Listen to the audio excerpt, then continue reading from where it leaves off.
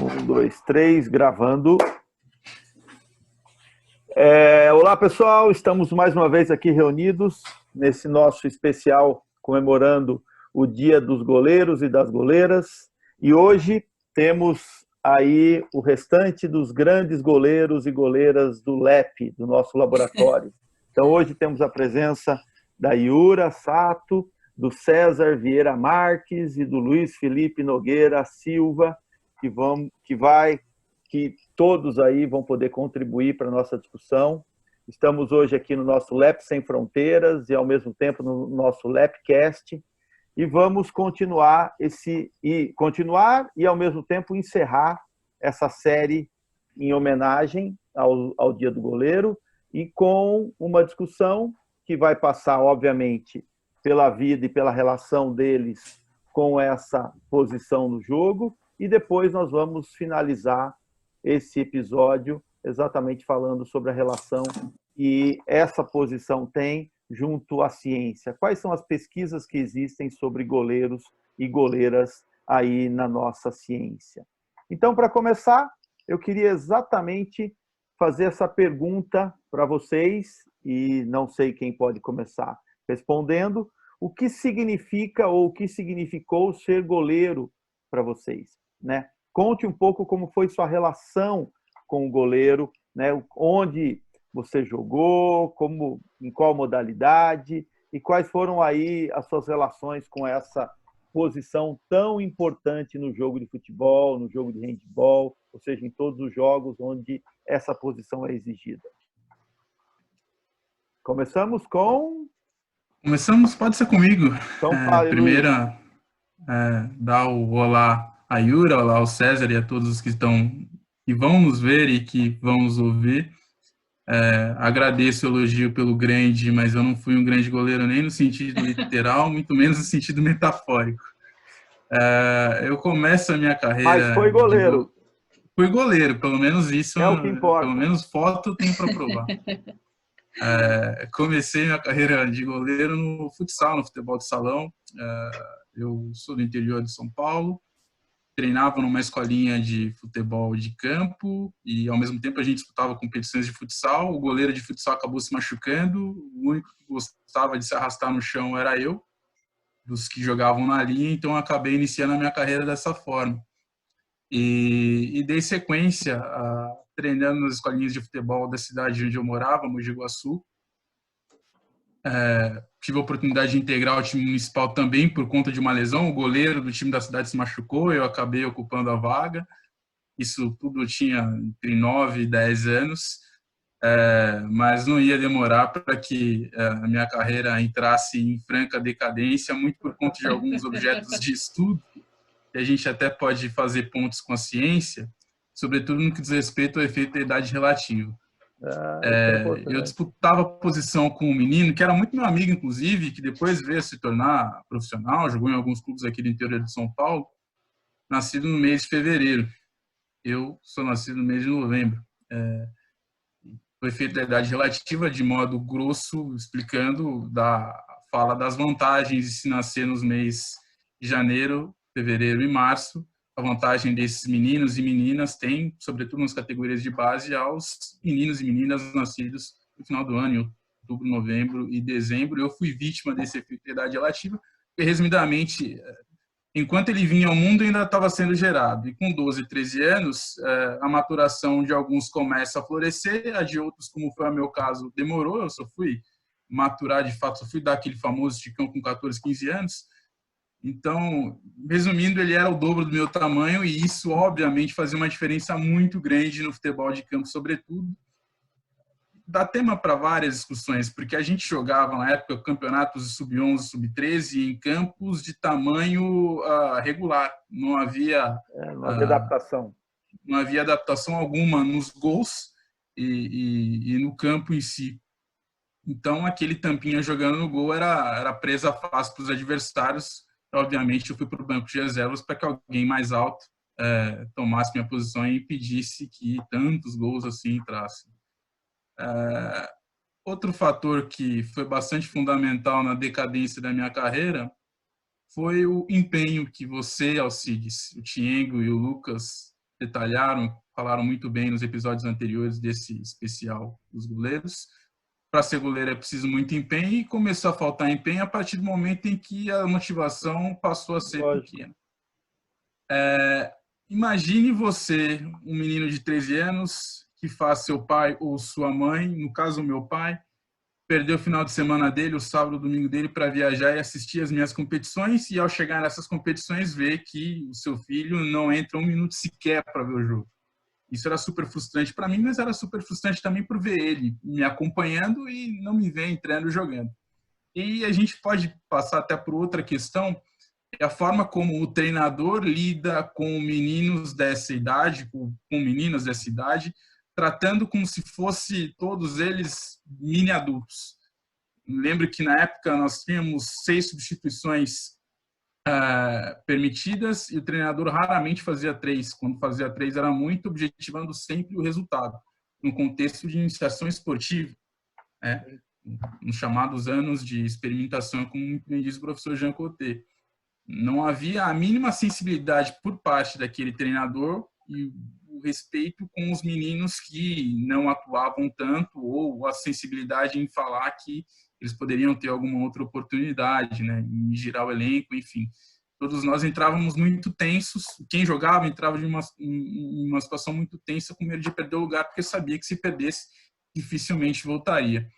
Então, eu comecei a sentir mais vontade em jogar futebol com os meus amigos, e comecei a, por isso, matar treinos quando eu tinha já 14, 15 anos, na transição da fase de iniciação para a fase de alto rendimento. Eu sentia muito mais prazer em jogar com eles, em jogar futebol, as brincadeiras de bola das ruas, artilheiro, rebatida, do que treinar e não ter motivação e não ter a oportunidade de entrar em campo, e enfim. Mesmo porque goleiro assim, reserva nunca é opção, né, Luiz?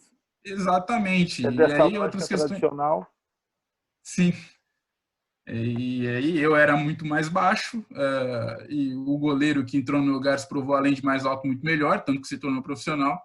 Então eu optei por, aos 15 anos, dar um fim, e só atuei no gol em competições de bairro, competições de escola.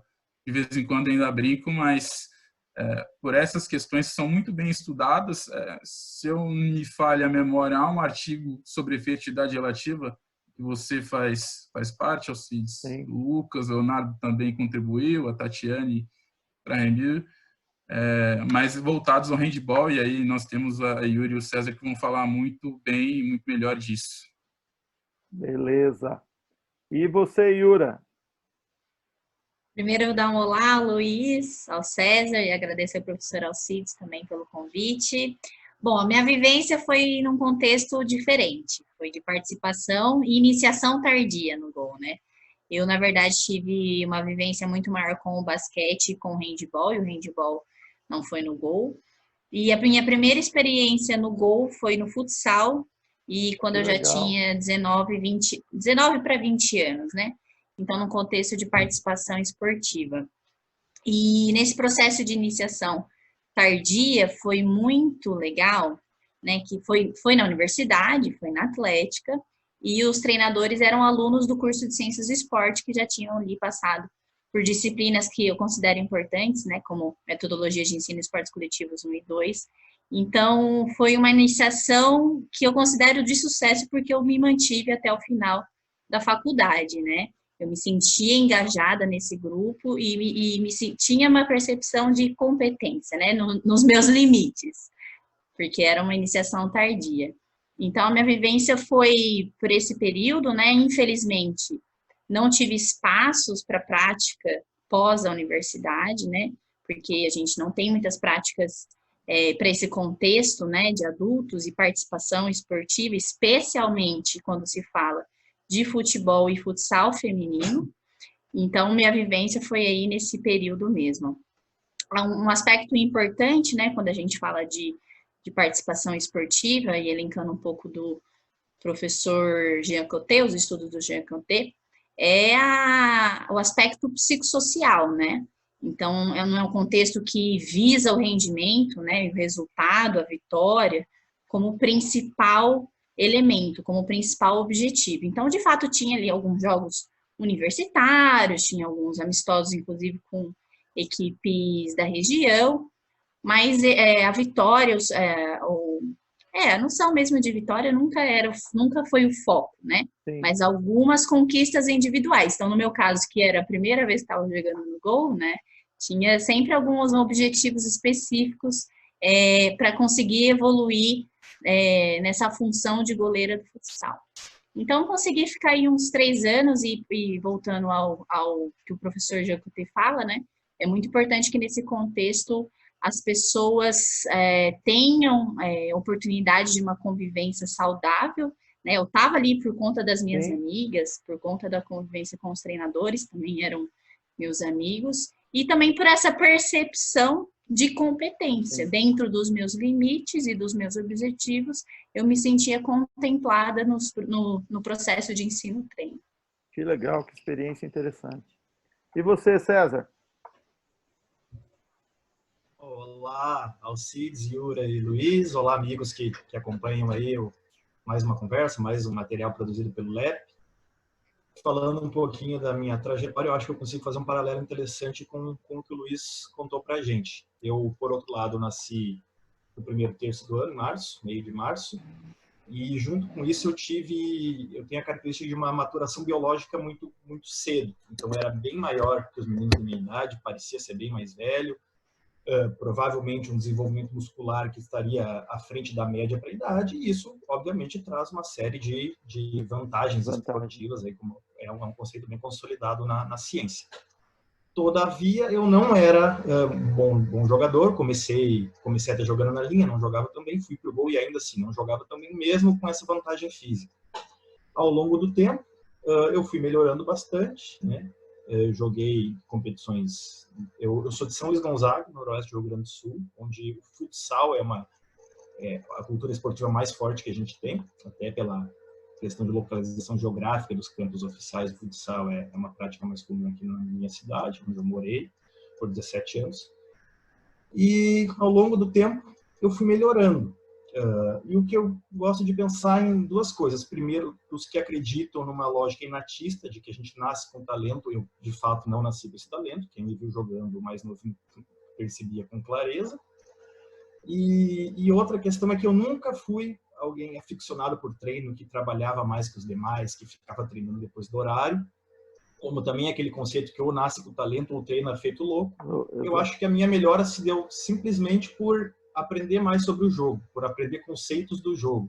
Até hoje eu considero que o pouco que eu tenho de bom tá na questão de ver o jogo, de compreender, de me antecipar acontecimentos, não está no aspecto físico, nem técnico, nem tático, né? Tive a oportunidade, com 16 anos, de integrar a equipe profissional, chamada AGSL, Associação Grande São Luís, aqui onde eu estou agora em São Luís Gonzaga. Não gosto de dizer que eu joguei profissionalmente, mas sim que eu participei de uma equipe que jogava profissionalmente, se é que a gente pode chamar o futsal de um esporte profissionalizado, né? E aí eu tive a oportunidade de vivenciar aí um nível um pouco mais alto, né, com atletas que de fato viviam disso, recebiam salários e se dedicavam a ser atletas. E tive essa vivência bem interessante que a gente até pode conversar um pouco mais ao longo do nosso papo. Tive a oportunidade de continuar jogando na universidade, fiz minha graduação na Universidade Federal de Santa Maria, onde a gente tinha uma forte equipe de futsal, e lá a gente conseguiu vencer 2 vezes o estadual, jogar o brasileiro, tomar umas goleadas boas aí por esse Brasilzão. E minha vivência é basicamente dessa. Eu gosto de lembrar desse processo, de como alguns conhecimentos do jogo eu entendo que me ajudaram a melhorar, não talento, não treinar feito doido. E também gosto de pensar que, como eu sempre joguei futsal, até hoje, quando eu vou transitar para um futebol 7 ou para um futebol 11, eu enfrento muitas dificuldades, principalmente naqueles aspectos tático-técnicos que não são comuns no futsal, principalmente a famosa bola aérea. Sempre que eu vou jogar num campo maior, com um gol maior, é aquele pesadelo na bola aérea, né? Obviamente, em relação com minha participação única e exclusivamente no futsal e menos variedade de estímulos aí em campos maiores.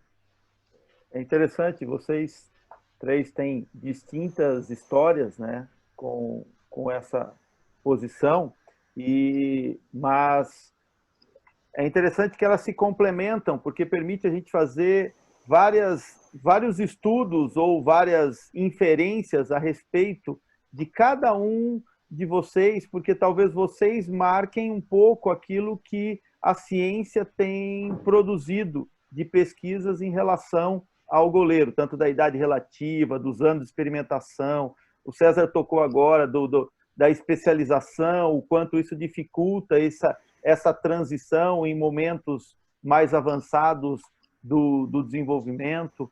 E aí eu pergunto para vocês, como vocês, principalmente que estão aí construindo suas teses de doutorado, como que vocês têm pensado, ou têm visto, têm estudado, têm levantado de informações as pesquisas relativas ao goleiro e à goleira, independente da modalidade, mas o que vocês podem nos contar? Que eu acho que talvez seja exatamente o que está faltando nesses episódios, nesse momento de fechamento, nesse último episódio, a gente conseguir mostrar a relação do goleiro com a ciência. Como que vocês têm visto? O que vocês podem nos contar a respeito das pesquisas, a respeito dos artigos e tudo mais?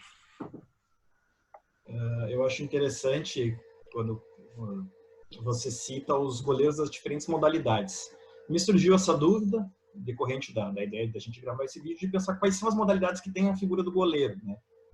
Não achei um material científico, um material um pouco mais validado, vamos dizer, que aponte, né? Achei material de blog, mais informal, e não cheguei no consenso. Encontrei as derivações do futebol, né? Futsal, futebol de areia, enfim, do handball de areia, né? Handball de quadra, hóquei, no gelo, na grama. Exato. Por sinal, o Jacotê era goleiro também, né? Agora que eu lembrei. O Jacotê era goleiro de hóquei. Polo aquático também, lembrei. Polo aquático. Exato, polo aquático. E aí... Só, né? Oi? Eu acho que só. Acho que são só essas modalidades. Não consigo me lembrar de outra agora modalidade. Na cabeça não me vem outra. Desculpa, César, te cortei. Imagina. E quando a gente fala de produção científica, numa rápida batida de olho, tem sido comentado muita coisa sobre goleiro de futebol, né? Bastante estudo sobre ações, especificamente ações, quanto às defesas, nesse sentido mais de scout, de análise de jogo, até a gente vai falar um pouquinho mais sobre isso depois. Alguns estudos sobre aspectos mais físicos, né? Perfil antropométrico, parte fisiológica, impulsão, média de estatura, coisas nesse sentido. E poucos estudos sobre processo de formação, sobre uma pedagogia voltada ao goleiro, poucos estudos de outras modalidades que não o futebol. Foi esse panorama que eu encontrei nessa minha busca. E você, Yura, você tem colaborado em um artigo ou em alguns artigos sobre goleiro, né? Isso, especificamente a goleira de handball, né? E um dado interessante ao pensar, né, sobre esse estudo, a gente encontrou o estudo de um autor chamado Furtis e alguns colaboradores, em que eles verificaram, né, em uma revisão, que grande parte dos estudos sobre goleiros sobretudo, análise de jogo, né, ações de scout, como o César comentou, em equipes masculinas e de alto rendimento, principalmente elencando aí as variáveis defensivas, né? E aí a gente participou de um estudo que foi desenvolvido pela Yara, uma aluna que foi de Ciências do Esporte aqui da Unicamp, em parceria com o professor Rafael Pombo, da USP Ribeirão, né? Também teve a colaboração do César, da Leilane e da professora Larissa, e em que eles analisamos a percepção de treinadores e treinadoras da goleira na fase ofensiva, especificamente, né? E aqui a gente destaca que os treinadores, né? A gente está falando da percepção de treinadores, o que já é algo também diferenciado em relação aos tipos de estudos que a gente tem. E eles consideram a goleira, né, como a primeira atacante quando a gente fala de fase ofensiva, né? a gente Sem deve necessariamente entender pensar, Yura, na troca do goleiro linha, certo? É a goleira mesmo sendo... isso. A gente também, eu já vou comentar também sobre esse caso específico, né, da goleira linha, né? Porque ao pensar num processo aí de defesa, transição defesa-ataque, a goleira é a última barreira, né, de uma linha defensiva, mas também, ao efetuar uma defesa eficaz, ela também pode ser a primeira atacante. Ao efetuar um passe de assistência, né, que pode inclusive culminar em um gol de contra-ataque, e também tem essa decisão, né, que pode ser influenciada pela estratégia do jogo, de acelerar ou segurar um pouquinho, né? Então, de fazer essa transição de uma forma rápida ou dar aquela acalmada. Então, a goleira tem uma função muito importante, né? Nesse processo de transição, e essas ações são indissociáveis. Então, por isso que é importante também pensar num processo de ensino-treino, né? Que essas ações sejam contempladas e junto com a equipe, com as jogadoras de linha, inclusive, né? Então, diversas estratégias vão influenciar ou podem influenciar nessas ações de defesa, transição, ataque da goleira. E os treinadores comentaram, né, que foi logo após a implementação dessa regra da goleira linha, dessa novidade da goleira passar também poder fazer gol, né? Inclusive de um lançamento direto de gol a gol, né? Porque o goleiro linha permite que a sétima jogadora vá jogar na linha, né? Então, na verdade, seja trocada uma jogadora do gol para jogar na linha e no gol. E com isso, o gol adversário pode ficar livre. E a partir de uma defesa eficaz da goleira, né, adversária, ela consegue fazer um lançamento direto ao gol. Então, tem uma especificidade da modalidade bem diferenciada e também passa a ser uma particularidade importante para ser pensada também no processo de ensino-treino e da goleira nessa fase ofensiva, né? Um estudo bem interessante também verificou a importância da eficácia da goleira em jogos equilibrados, né? Teve um estudo que analisou só os últimos 10 minutos de jogos equilibrados e verificou que a eficácia das goleiras das equipes que vencem os jogos é de 50%. Nossa. O que não acontece para o outro lado. Só que nesse estudo a gente também eles só falaram também da componente defesa, né? E aqui a gente elencando que a defesa é importante para essa transição rápida para a fase ofensiva, a gente consegue destacar que ela pode também influenciar de uma forma positiva nesses jogos equilibrados, né? Que resultados interessantes. E, Luiz, nós temos orientado uma pesquisa sobre treinamento de goleiros no futebol, não é? O que você Exatamente. pode trazer de informações sobre ela? É uma pesquisa que está em andamento ainda, né? Nós não concluímos ainda. Pelo aluno Rodrigo Gonçalves, Ciências do Esporte, uma pesquisa que nós temos acompanhado de perto. Os desdobramentos ainda seguem, nós não vamos dar spoiler, vamos tentar publicar, fazer com que esse estudo seja publicado até o final do ano. Mas ele vem investigar, vem descrever os treinamentos realizados por treinadores de goleiro em equipes de alto rendimento, mas focadas nas categorias de base. A gente pensa o seguinte: se a discussão entre goleiros e acadêmicos quanto ao cargo de treinador de futebol, quem deve ser o treinador de futebol, aquele que joga ou aquele que estuda, essa é uma discussão ainda latente, ainda bastante polêmica, é algo que sequer entra ou sequer é pensada para um treinador de goleiros, por exemplo. Exato. Todos os treinadores de goleiros, 100%, tiveram alguma experiência, seja ela bem-sucedida ou não, mas tiveram alguma experiência no alto rendimento como goleiro. Então, uma perspectiva empirista, uma perspectiva de que para que eu seja treinador de goleiros eu preciso ter jogado, porque eu vou passar os fundamentos, está muito enraizada. E a intenção do estudo é investigar o quanto essa perspectiva empirista, o quanto essa perspectiva tradicional de ensino, treino, ainda predomina nas categorias de base. Não é um juízo de valor, a gente não vai fazer um juízo de valor dizendo se a perspectiva tradicional está certa ou está errada. Cada treinador não vai ser julgado por isso, mas apenas uma descrição tendo em vista também muitas das mudanças que têm acontecido no jogo, que as categorias de base no alto rendimento permitem aos treinadores fazer, permitem aos treinadores experienciar de maneira um pouco mais latente do que no campo profissional, do que nas categorias profissionais. Sobretudo, o desígnio do goleiro atuar com os pés, do bom goleiro saber jogar com os pés.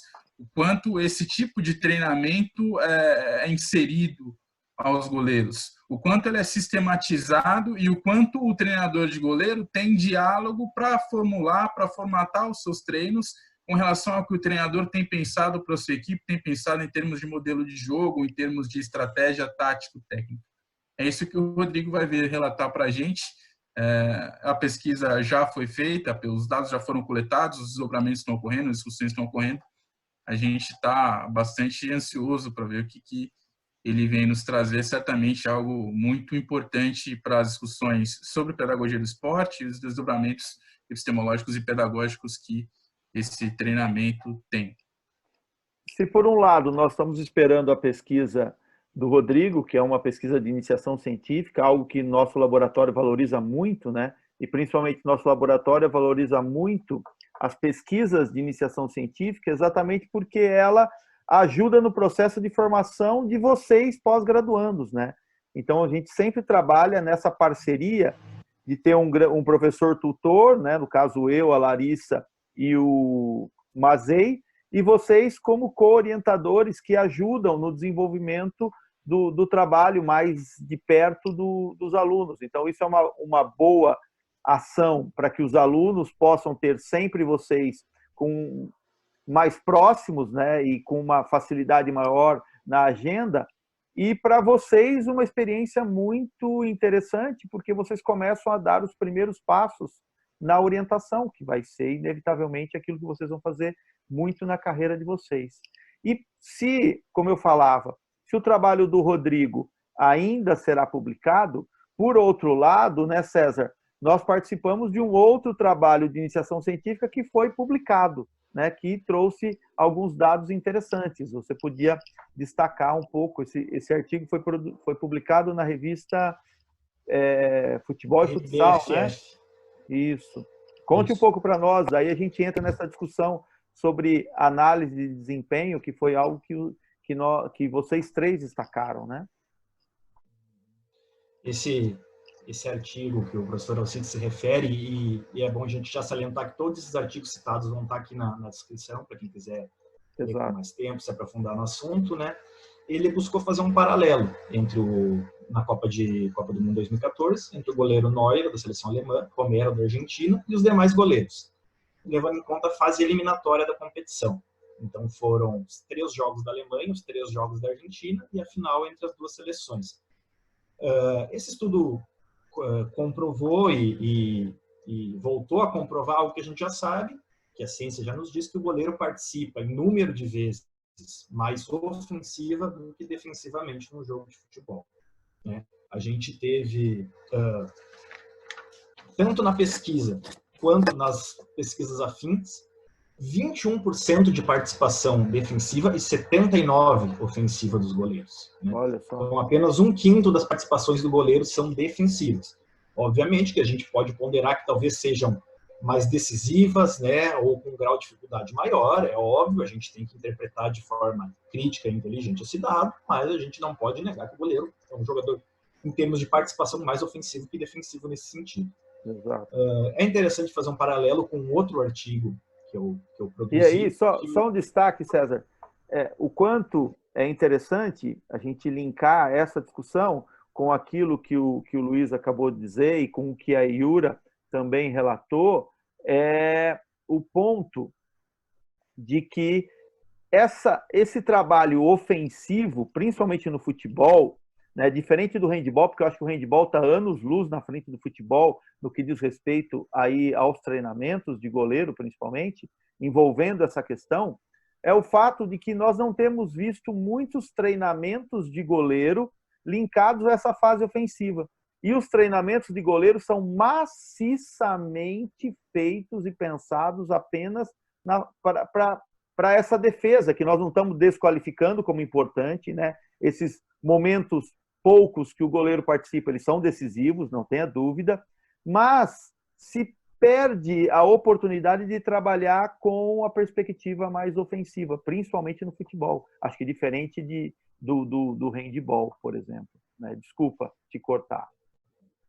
Bem, muito oportuna a participação, porque inclusive tem aqui 2 artigos que eu acho que encaixam perfeitamente nesse raciocínio. O outro que eu ia citar, um artigo proveniente do meu mestrado, é um capítulo do meu mestrado que vai falar do goleiro a partir da praxeologia motriz. Quem quiser saber um pouquinho mais, pode acessar o artigo, pode pesquisar aí.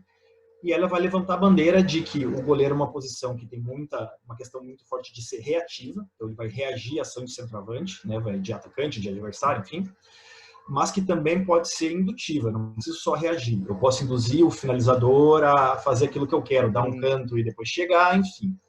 Porém, ao se treinar, se fragmenta todo esse aspecto da interação com os companheiros e adversários e se isola o goleiro para repetir movimento. Sendo que, do ponto de vista desse artigo, uma execução perfeita de movimento está longe de ser a principal questão na atuação do goleiro. Esse é um ponto. O segundo ponto da participação ofensiva do goleiro é a gente ver que, nesse número muito alto de participações, um paralelo rápido entre Neuer e Romero, ambos participam mais ou menos a mesma quantidade ofensivamente, entretanto o Neuer participa muito mais com passes curtos, certo? O Neuer muito mais com lançamentos. O nosso bom e velho chutão, despachando lá para longe da meta. E o Neuer acerta 95% das participações dele, ele obtém êxito, o time segue com a bola, e o Romero 21%. Então, 1/5 das vezes que a bola vem para o Romero, o time perde a bola. 95% das vezes que a bola vem para o Neuer, o time segue com a posse de bola. Olha a questão do treino. De novo, isso é treino. Isso é treino. Né? Treino e acho... Não, só comentando também, o treino e também estratégia, às vezes, o modelo de jogo, né? Que inclui o goleiro. Exatamente. E pensando no handball com modelo de jogo com saída mais rápida, ou até por uma determinada situação de jogo, está em desvantagem no placar e o tempo um pouco mais curto, né? É super importante essa tomada de decisão, que é norteada por uma estratégia, né? Então, se é preciso acelerar, fazer um passe mais longo ou fazer um passe mais curto, né? Enfim. Eu tive um convite de uma revista chamada Desportos e Esportes, uma revista, não é uma revista provavelmente científica, é mais de opinião, divulgação sobre o esporte, justamente sobre o goleiro Neuer. Viram esse artigo, me convidaram para escrever um texto opinativo, argumentativo sobre o Neuer. E a principal bandeira que eu levanto quando, na minha opinião, um dos principais, se não o principal goleiro da história do futebol, é que é o primeiro ou o principal goleiro a ser peça fundamental em um modelo de jogo. Se o Neuer sai e entra outro, tem que mudar o time todo, porque o time é dependente do fato das ações do Neuer para jogar. Defensivamente, subir muito as linhas, deixar um espaço nas costas enorme, que qualquer outro time tomaria muitos gols de contra-ataque, mas o Neuer consegue dar conta de defender esse espaço, fazendo coberturas. E aí, ofensivamente, a gente já tinha muitos goleiros que jogavam com o pé, mas ainda assim, os lançamentos dele com a mão para frente do meio-campo, que geralmente são com o pé e não tem tanta precisão, ele conseguia lançar com a mão, faziam todo um modelo de contra-ataque alemão diferente. Então, quando se fala em modelo de jogo, para mim o Neuer foi um goleiro que quebrou muitos paradigmas e por isso admiro tanto aí a diferença, né, a singularidade desse goleiro. Que hoje não é tão singular, porque ele influenciou aí muita gente aí. Hoje em dia muitos goleiros jogam assim.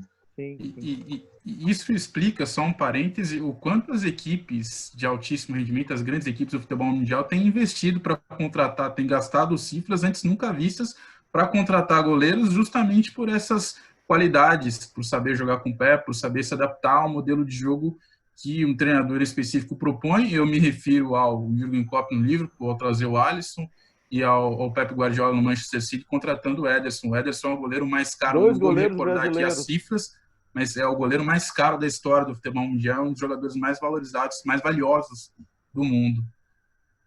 Interessante. E a gente vê também um paralelo no futsal, né? Na época do futebol de salão, no começo, o goleiro não podia sair da sua área, né? Então ele era um jogador estritamente defensivo.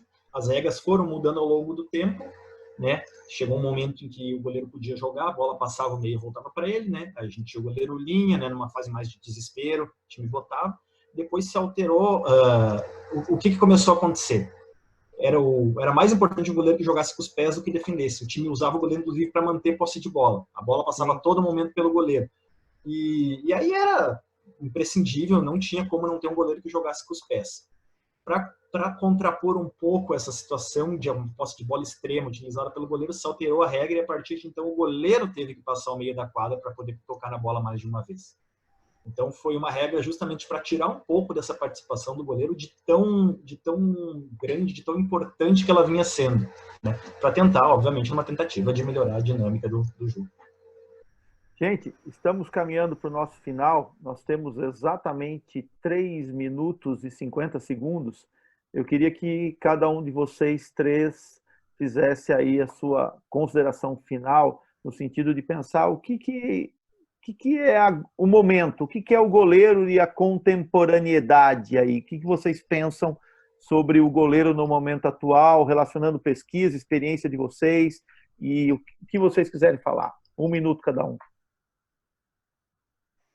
Começar rapidinho, a gente tentar mostrar, e evidências científicas não faltam, como essa conversa demonstrou, a importância do goleiro nos jogos esportivos coletivos. A gente fundamentou um pouquinho a nossa fala no futebol e no handebol, que são os esportes que nós estamos mais próximos, e tentar quebrar alguns paradigmas, alguns vícios, não apenas da educação física, das ciências do esporte, mas por quem acompanha, por quem estuda futebol no âmbito total. É muito comum você ver jornalistas definirem os esquemas táticos das equipes com 4-3-3, 4-4-2, 4-2-3-1, esquecendo-se do goleiro. Isso tem mudado aos poucos, algumas pessoas já têm referenciado isso como um 4-3-3, um 4-4-2, e mostrar o quanto o goleiro faz parte e é alguém absolutamente decisivo, não apenas na estruturação do modelo de jogo, mas no resultado, que é aquilo que importa no alto rendimento. O Neuer é um exemplo muito bem sucedido disso, exemplos bem sucedidos não faltam, e quem enxerga isso certamente está colhendo os frutos, já está à frente de quem pensa que o goleiro serve apenas para impedir que a bola chegue ao fundo das redes. Ótimo. Yura? E aí, complementando, acho que não tem como mais a gente pensar num processo de ensino-treino de uma forma descontextualizada, né? Se a gente está falando de ações aí que culminam e são interdependentes de outras ações, acho que a gente também precisa pensar como treinadores e treinadoras nesse processo de uma forma muito mais sistêmica, né? E pensando também em incluir situações de jogo. Que ótimo. César, fechando, nós temos poucos segundos aí, 30 segundos para você. Então, concordo com os colegas que colocaram. É interessante a gente ver no Brasil como numa cultura de futebol muito ofensivo, a gente tem aí um histórico de grandes goleiros, porque realmente é quem segura a onda lá atrás, tem que solucionar os diversos problemas, para o pessoal lá da frente conseguir criar tudo que cria, alguém tem que compensar e também, cada vez mais, ajudar esse pessoal lá na frente a resolver. Então, também, eu como goleiro tenho sempre um carinho a mais e adoro ver um 0-0 com grande atuação dos goleiros. Que ótimo. Gente, queria agradecer demais a participação de vocês. Pessoal, estamos aqui gravamos mais esse LEPcast e esse LEP Sem Fronteiras.